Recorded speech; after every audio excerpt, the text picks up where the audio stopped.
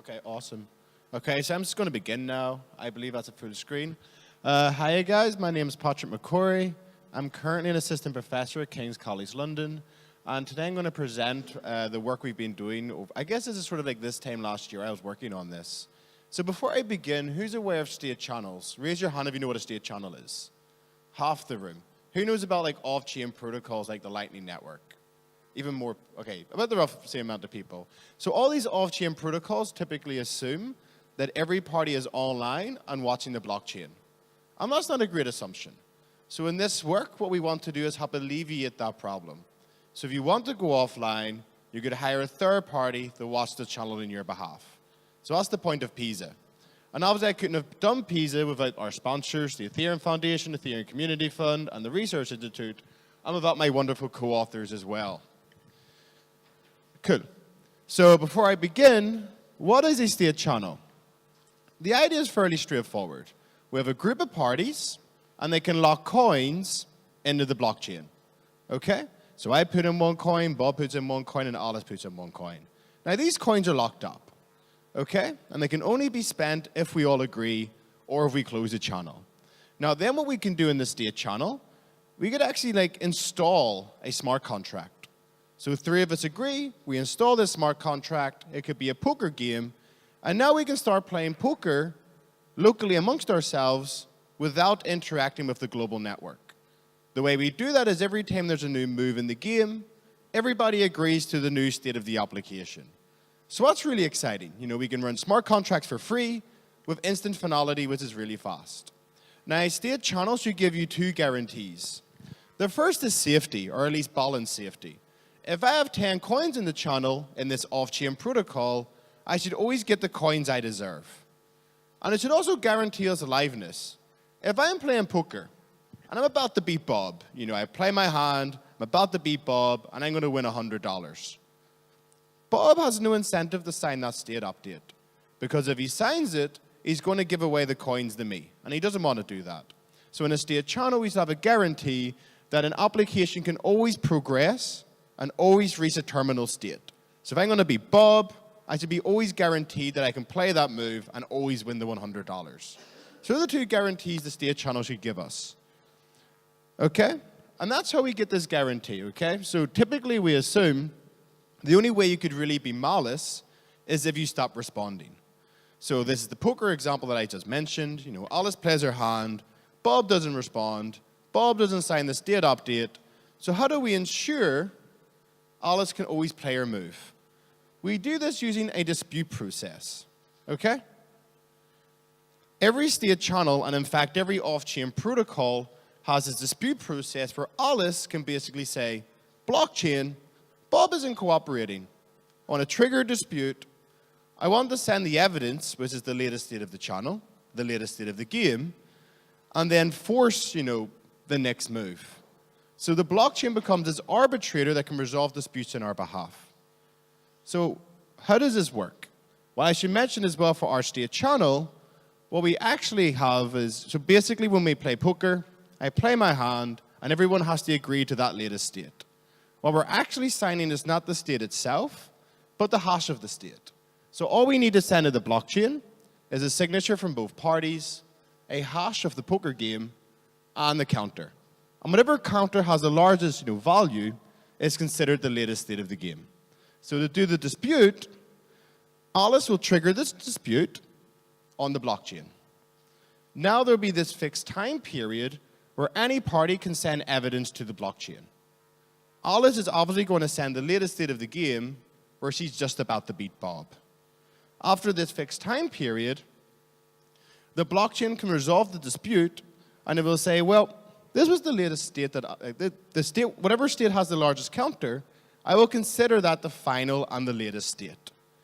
And of course, that's going to be the poker game where Alice is about to beat Bob. It'll redeploy the poker game on the blockchain, and we can just finish playing poker via the blockchain as normal. Now, why am I talking about this dispute process? You know, why is this a big deal? Because now we run poker off-chain, we have to typically assume that both parties always remain online and fully synchronized with the network. Because they have to watch out for disputes. So I'm going to give you an example of why we need to do this. Let's say Alice has played poker with Bob. She's won 5 games. Let's say she's won $1 million. She goes offline. She goes to try to buy a Lambo because she's rich now after playing poker. That's what we all do with our poker winnings. So when Alice is offline, Bob's going to try to get his money back. Okay? So off-chain, we've all agreed that Alice has won $1 million playing poker. Bob's going to try to reverse that. How does he do that? He's going to trigger a dispute. Okay? He's going to tell the blockchain, Alice is not cooperating with me. Then he's going to send an older state of the game, an older state that was previously agreed, where he still has his money. So you can imagine the very first state of the channel, Bob has $1 million. The final state of the channel, Alice has $1 million. Bob's sending this very first state that was agreed. So we're ignoring all the future states. Now the blockchain's ticking away, tick, tick. And if the expiry time, if the dispute process expires, he can then redeploy the poker game and then withdraw his $1 million. So the question is Bob going to get away with this? Will the dispute process expire and Bob will get the coins? Or will Alice come back online, send the latest state of the game, and protect her winnings? Obviously, in this case, she's going to wake up, she'll send the latest state of the game, she'll keep her $1 million, and she'll prevent Bob from, stealing her money. But this is important. We call this an execution fork. So these parties were playing poker off-chain. They ran the entire game locally amongst themselves, and they agreed the latest state of the game was that Alice had $1 million. But that's local on their computers. It's not on the global network at all. So they do an execution fork. Bob wants to convince the blockchain that an older state is the latest state, and then just fork the execution using the blockchain. If Alice was offline, then Bob would have taken the $1 million. Then even though if Alice comes back online and she has a later state, it doesn't matter anymore because the contract no longer has the $1 million. So this is pretty annoying. The always online assumption basically means if you're using any off-chain protocol, not just state channels, you have to remain online, fully synchronized with the network, and then watch out for disputes. If you go offline, you could lose money. So the question is, can we help alleviate this new security requirement? It's sort of fundamental to layer 2 protocols. We can't get rid of it. But can we make it a bit easier for the user not to have to worry about it? And this is where Pisa comes in. So Pisa is a leaning tower. It's highly reliable. It's been leaning for like 1,000 years. It hasn't fallen over yet. But it's also facing the wrong direction. It's supposed to be going to the moon. But I'm not very good at Photoshop, so yeah. Anyway, so the whole point of Pisa is that there's a accountable third party who could be hired to watch the channel on your behalf. So if Alice wants to go offline, she could hire Pisa, give Pisa the latest state, and then if Bob tries to cheat, Pisa could respond on her behalf. It's a very straightforward idea how we could help alleviate this problem. Now, for Pisa, we had 4 different security requirements that we wanted to satisfy, or just requirements overall. The first is state privacy. What if I have a state channel, I have a poker game, battleship game, a payment channel. I don't want to give all this information to the third party. All I want to give the third party is, the hash, for example. So state privacy means that the watcher has no idea what's happening inside your channel. What's inside your channel should be private to you, unless there's a dispute. The second property is fair exchange. If I hire this third party and I pay them, I should get a signed receipt in return. I should have some cryptographic evidence that I've actually hired this third party to watch the channel on my behalf. So we need a fair exchange protocol there. The third property is order 1 storage.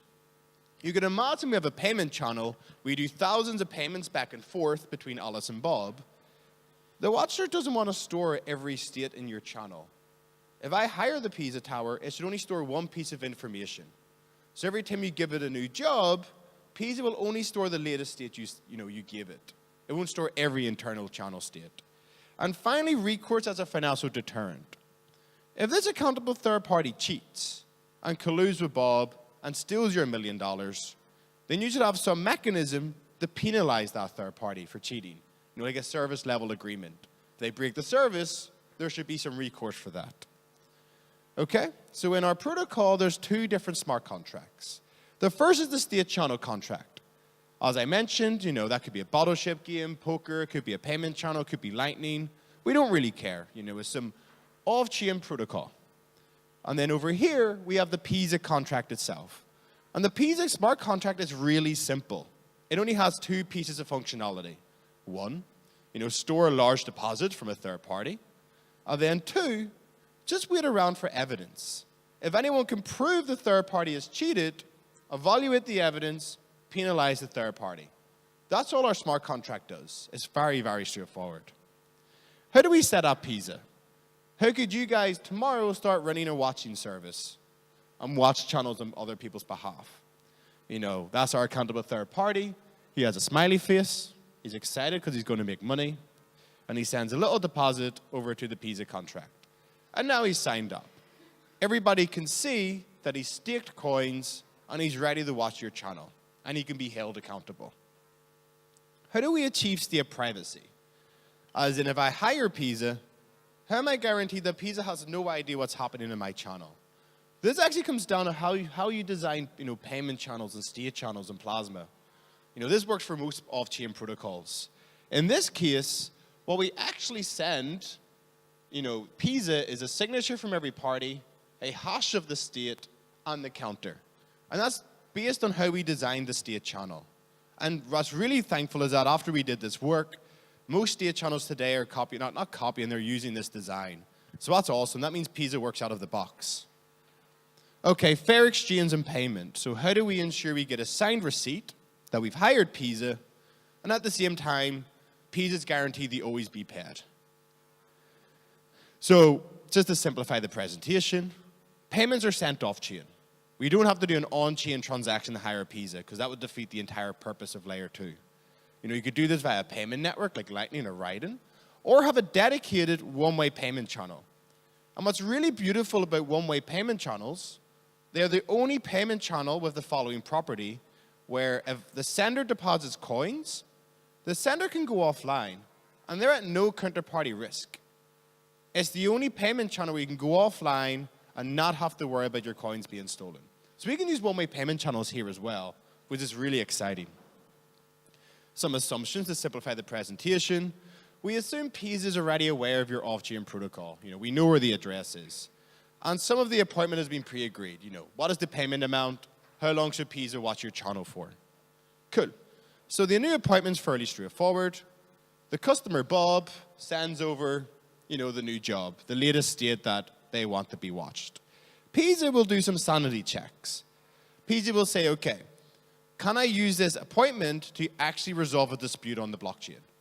I just run it locally by my local smart contract. I say, yep, this can always be used to resolve disputes. And that's really important. Now, PISA will send over a signed receipt. It will contain the appointment information, a special hash that I'm going to describe now, and of course, they've signed it as well. Now, what PISA will do is generate a random number S, okay? It'll hash S and send over the hash as part of the signed receipt, okay? So you can see there, S is known to PISA. Bob only knows the hash. Now what we do is a very straightforward trick that's well known in the payment channel world. We just do a conditional transfer, where basically Bob says to PISA, PISA, if you reveal the pre-image of H before time T, you can get these coins, okay? So all PISA has to do is reveal the secret S. Now, once PISA gets this conditional transfer, it's always guaranteed that if it reveals S, it will always get the coins. It's a conditional transfer. Now, once I send S over to Bob, Bob has his signed receipt. There's evidence that PISA is willing to take the job. And now with this secret S, we consider it a ratified receipt. It's proof that PISA has been paid. Okay? So it's only ratified if the secret is sent over to Bob. So that's really exciting. Okay? Now, the next question is, what if Bob and Pisa collude to cheat Alice? Okay? So what happens is that Bob triggers a dispute while Alice is offline. He sends an older state where he's going to get the $1 million. It ticks away. Pisa could publish a new state. It doesn't, oh my God. Too late, execution fork occurs. Pisa did not save the day. Pisa and Bob colluded, and they stole Alice's money. Oops. So the question is, can Alice do anything about this? She comes back online, she's angry. Bob cheated her. She hired Pisa. Pisa cheated her. Is there anything she can do about it? Now, this is why it's accountable. It's an accountable third party. Alice has a dispute record on the blockchain that there was a dispute. And there's a signed and ratified receipt that Pisa was hired to resolve. There was a dispute that Pisa could have resolved. Pisa agreed to do it, but Pisa never did it. So now the process is straightforward. Alice sends this signed and ratified receipt to the Pisa contract. Pisa looks up the dispute, fetches the dispute, and then Pisa basically does the following. Okay, given this receipt, given the dispute, could Pisa save the day? Yes. Did Pisa save the day? No, because otherwise this dispute wouldn't exist. So unfortunately, Pisa then gets penalized. Pisa has a tear, sad face. His entire security deposit has been burnt.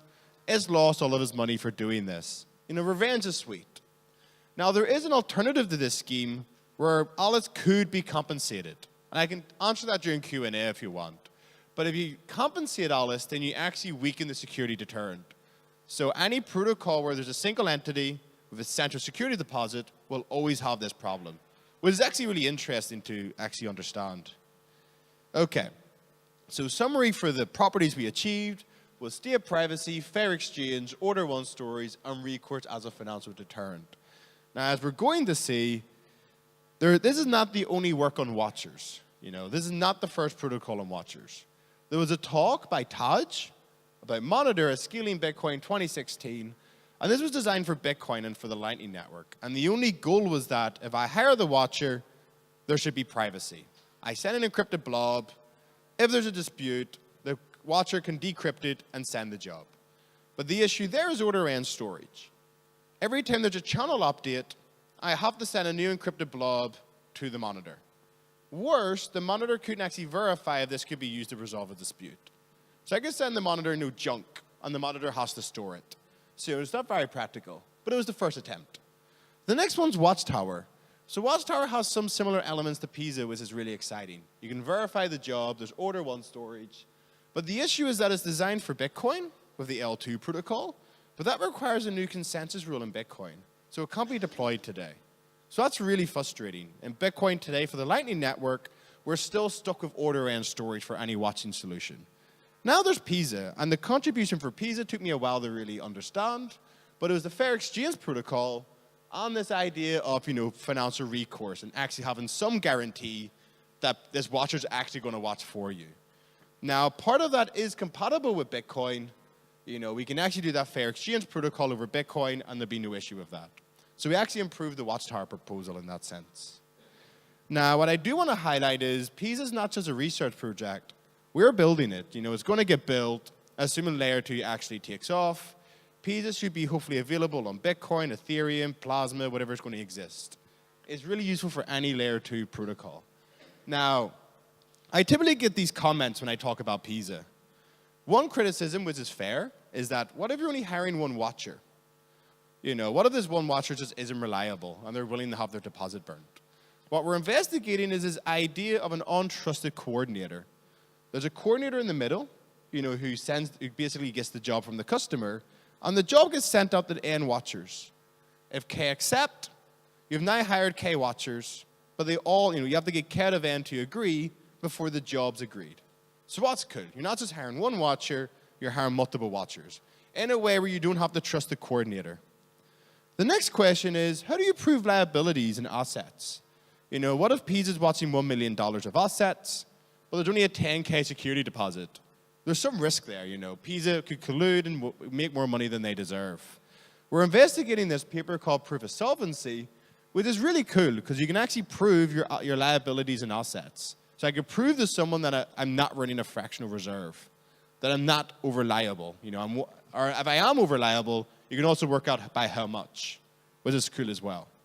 And finally, we're not going to have a side chain. There is a competing, I guess, protocol that's building watchers. And I'm not going to name them, but they want to build a really crazy side chain, and we don't need that. We believe it's too much engineering effort. We're just going to build a distributed watching service. And the way we've designed it is that everything remains off-chain. We're basically using layer 2 payment channels. And that's really exciting. It's a super simple solution for actually building this. So yeah, that's my future working thoughts of how we're going to go forward with this. So 2 years later, watching services are straightforward. State channels are on the verge of practical and deployable, being used today. You're probably going to hear a lot about that during the week. There's about 7 teams here who are all building state channels. Magic unicorns need no longer apply. Layer 2 works. We can use layer 2 today, especially on Ethereum. So thanks for listening. This is some of the work we've done over the years. Sprites was one of the first state channel constructions where we actually showed people how do you build a state channel. The second one's Pisa, which is what I presented today, the accountable third party who can watch the channel on your behalf. And Kitsune was that state channel I presented. What was more exciting is that we actually built a state channel. We built a battleship game. Who's heard of Battleship before? Who's heard of the Battleship game, the 2-player? Okay, no one else has heard of Battleship, 2 people. Basically, it's a turn-based 2-player game. We built it, and we wanted to work out the state channels really work. If you want to read it and figure it out yourself, I highly recommend that paper. There's some trade-offs when you're using state channels. And we also have a Twitter for Pisa Research, if you want to follow Pisa Research on Twitter. It needs more friends. Okay, I think that's everything. I don't think I have time for questions, do I? Oh, I can take 1 or 2 questions if you guys have a question. Yep, there.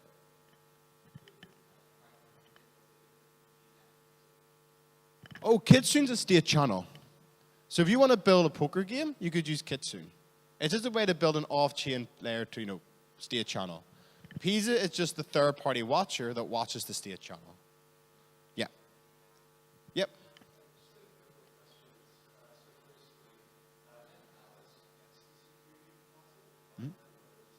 Yeah, so this is quite a cool observation. So what I want to highlight my disclaimer is that this is the case for any protocol with a single security deposit for one party.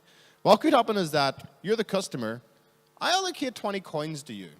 If I ever cheat, you always get those 20 coins.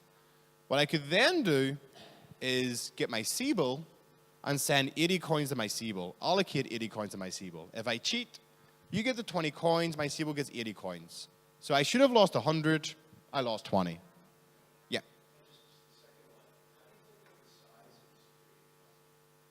This is important. So this is why we want to look at, the proof of solvency. One, we could hopefully prove that we are over-collateralized, or we could prove our fractional reserve. I think in practice, a lot of people are going to accept risk. I mean, these sort of protocols are all based on risk. You have $1 million in your channel. You may get 10K back or whatever if I cheat. I think we're only going to discover that when there's some price discovery mechanism. I think I can't prove that theoretically. That's human nature, and that's going to be really exciting to see. Yeah. Any other questions? Okay, cool. GG, guys.